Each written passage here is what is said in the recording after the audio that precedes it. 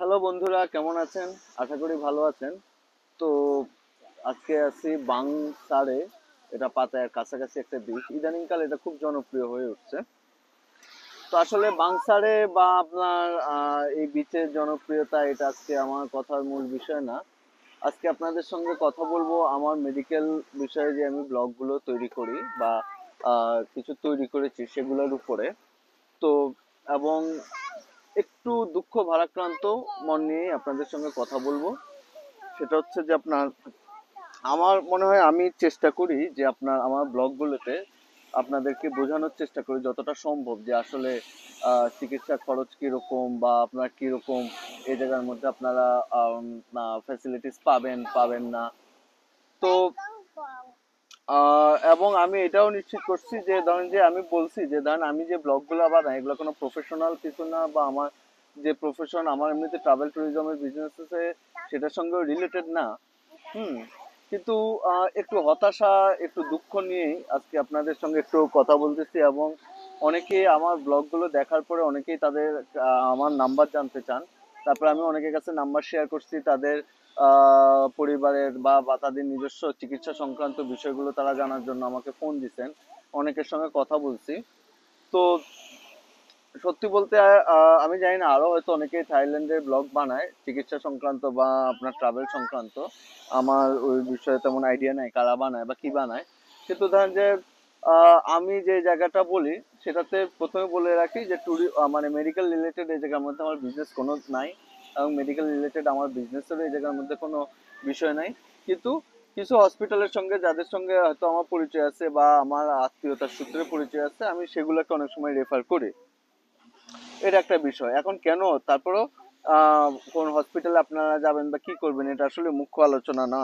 মুখ্য আলোচনা হচ্ছে, দেখেন আপনি আহ, ধরেন আপনি যখন আমাকে, আমি চেষ্টা করি হেল্প করার জন্য তাহলে কিভাবে, সেটা হচ্ছে হয়তো এখানে যদি আপনারা মেডিকেল রিলেটেড আসেন, হয়তো আমার যদি ট্যুরিজমের সার্ভিস নেন, এটা আমার জন্য একটা বেনিফিট হয়।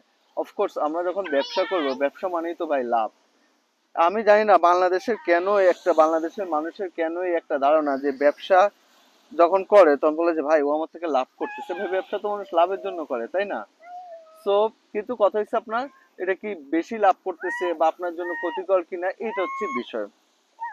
কিন্তু ধরেন একজন মানুষকে দিয়ে আপনি সবকিছু করালেন, করানোর পরে আপনি তারপরে তার সঙ্গে কোনো যোগাযোগ রাখলেন না, সে আপনার জন্য হসপিটালে অ্যাপয়েন্টমেন্ট দিল, সে আপনার জন্য হোটেল বুকিং করলো।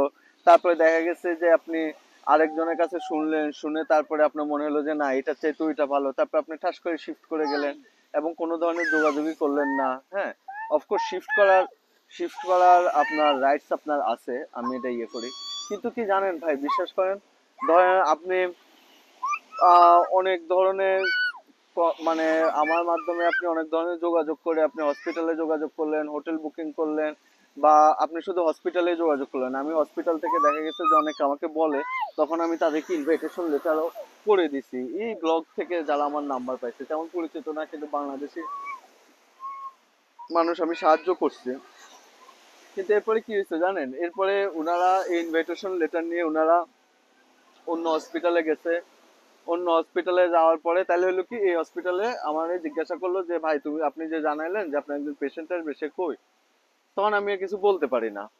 আচ্ছা, তারপরে এটা আমার বড় ইয়ে না, কিন্তু হয় কি জানেন, এরপরে আবার এমনও আছে যে ধরেন আমার কথা শুনে আসলো না ওই হাসপাতালে, অন্য হাসপাতালে গেল, এরপরে আবার ফোন দিছে, বললো ভাই হ্যাঁ এখানে তো এত খরচ, হ্যাঁ আপনি তো বলছিলেন, এরা তো বলছিল কম খরচ। তখন সত্যি বলতে আমার মাঝে মধ্যে একটু বিরক্ত হই। আমি বলি যে ভাই আপনার, শুনুন আপনার, মানুষকে একটা জিনিস যে আমরা মানুষকে বিশ্বাসও করব না আবার অন্ধবিশ্বাসও করব না, দুইটা বিষয় আছে এই জায়গায়। হ্যাঁ, তাই আমি অন্ধবিশ্বাসও করতে বলি না, আবার পুরোপুরি বিশ্বাস না করে আপনি কিছু ইয়ে করবেন সেটাই না। তবে একটা জিনিস মাথায় রাখবেন যে আপনার আপনার আপনার ওইটুকু বোধ বুদ্ধি বুঝতে হবে যে আপনার কোনটা সত্যি কোনটা মিথ্যা। না হলে দেখেন বাংলাদেশের মতো জায়গায় আপনার ই ভ্যালি, ডেস্টিনি, হ্যাঁ, এরা যে এত আপনার করাপশন করতে পারছে, মানুষের এত টাকা মারতে পারছে, এটা কিন্তু বাংলাদেশের মানুষের এই বিশ্বাসের বুদ্ধির অভাবের জায়গা থেকে। তো বিশেষ করে আমি ঠিক করছি যে আপনারা আমার এই ব্লগ দেখার পরে বা আপনারা আগের ব্লগগুলোও দেখেন। হ্যাঁ, দেখে আপনারা আপনাদের ডিসিশন নেন। এরপরে আমার মনে হয় যে মোটামুটি এই জায়গার মধ্যে সব ধরনের কথা বলা আছে। আপনারা যে কোনো হসপিটালে আপনারা সরাসরিও কথা বলতে পারেন, এজেন্সির মাধ্যমেও কথা বলতে পারেন। এখন অনেকে ভাবে যে যদি আমি ধরেন যে আপনার জন্য আপনার হসপিটালে বুকিং দেই, অ্যাপয়েন্টমেন্ট দেই, তাহলে আমার লাভ কি? ভাই বিশ্বাস করেন, বা আপনার ক্ষতি কি? আপনার 1 টাকার কোনো ক্ষতি নাই, এবং আপনি আমার মাধ্যমে বুকিং দেওয়ার মাধ্যমে ফলে যে আপনার থেকে 5 টাকা ওরা বেশি নিবে এমন কোনো ঘটনা নাই। এবং নাইলে কি শুনেন, আপনার যদি এমন হইতো যে আপনার একজনের দিয়ে বুকিং করানো বা এজেন্সির মাধ্যমে বুকিং দিছে বা এরকম কারণে আপনার ওরা বেশি টেস্ট দিতেছে, বেশি প্রফিট করতেছে, নাইলে ভাই থাইল্যান্ডের ট্রিটমেন্টের অবস্থায় বাংলাদেশের মতোই হইতো। এটা হচ্ছে একদম সিম্পল কথা, বাংলাদেশের মতোই হইতো।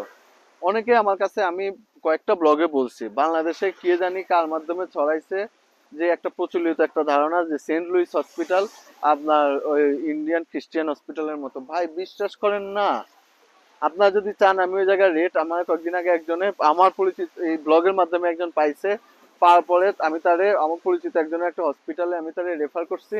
তারপর সে আমার বলতেছে যে ভাই সেন্ট লুইস হসপিটালে যাব।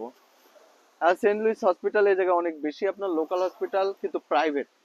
আমি বলছি ভাই যান, কিন্তু বিশেষ করেন উনার এই সব কাগজপত্র উনার সঙ্গে কথা বললেও তো ভাই বিশ্বাস করেন, আপনারা যারা বিদেশে থাকেন বা যারা বিদেশে, সবচেয়ে বেশি মূল্যবান জিনিস হচ্ছে সময়।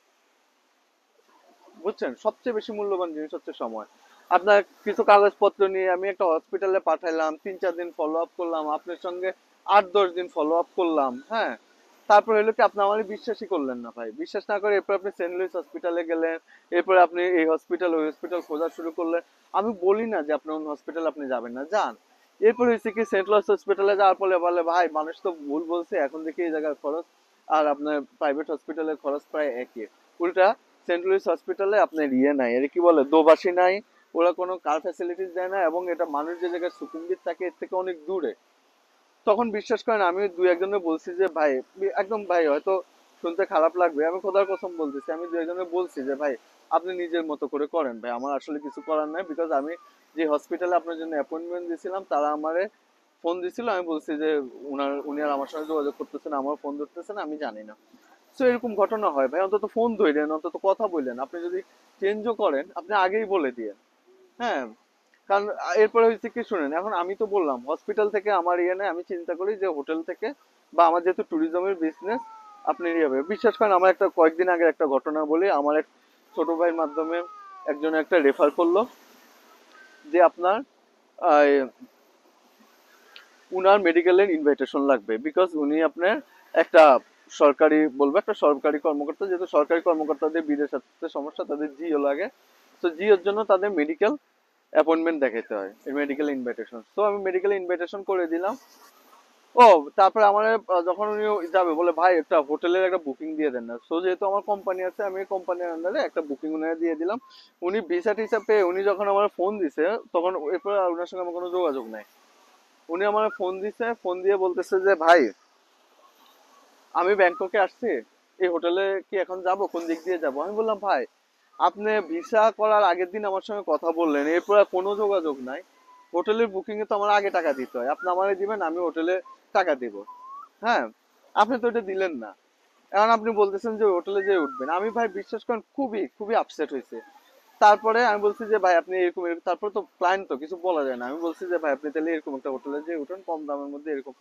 উনি আমার সঙ্গে অনেক কথা টথা বলে, এরপরে এমন একটা হোটেলে উঠছে যা পরে ফোন দিছে রাতে, বলে ভাই আপনার ভাবি তো এই হোটেলে থাকতে চায় না। এখন তার কথা বিশ্বাস করতে হবে, ওটা হচ্ছে হুকার্স হোটেল, মানে যে যার মধ্যে আপনার মানুষের মেয়েটে নিয়ে উঠে, হ্যাঁ, ঘন্টার জন্য। উনি কম দামের জন্য ওই হোটেলে যেয়ে উঠছে। এরপর আমি বললাম ভাই আপনি তাহলে ওই হোটেলে কেন উঠলেন না? বললো না ভাই, হ্যাঁ এটা আগোটাতে দেখাইতেছিল সস্তা, হ্যাঁ বড় চাকরি করে সরকারি। আমি বললাম ভাই আপনি এই 100-200 বাতের জন্য এরকম ঘটনা করছেন, সো ইউ সাফার। ওকে, গেল।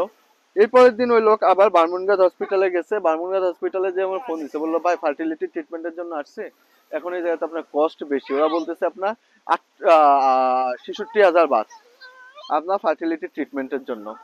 আমি বললাম যে ভাই 66,000 বা 35,000 এরকম। আমি বললাম যে ভাই ঠিক আছে আমি দেখি আপনার জন্য, যেহেতু ছোট ভাই রেফার করছে।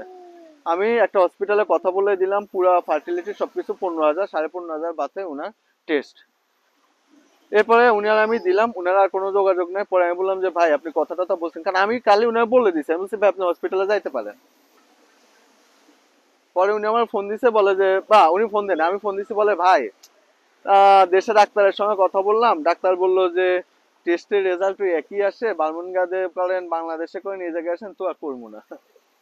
আমি বললাম ভাই তাহলে আপনি কি চিকিৎসার জন্য আসছেন? আপনি আসছেন আর আপনি বলতেছেন টেস্টের রেজাল্ট সব এক, তাহলে আপনি আসলেন কেন? তাই না? আচ্ছা গেল। তারপরে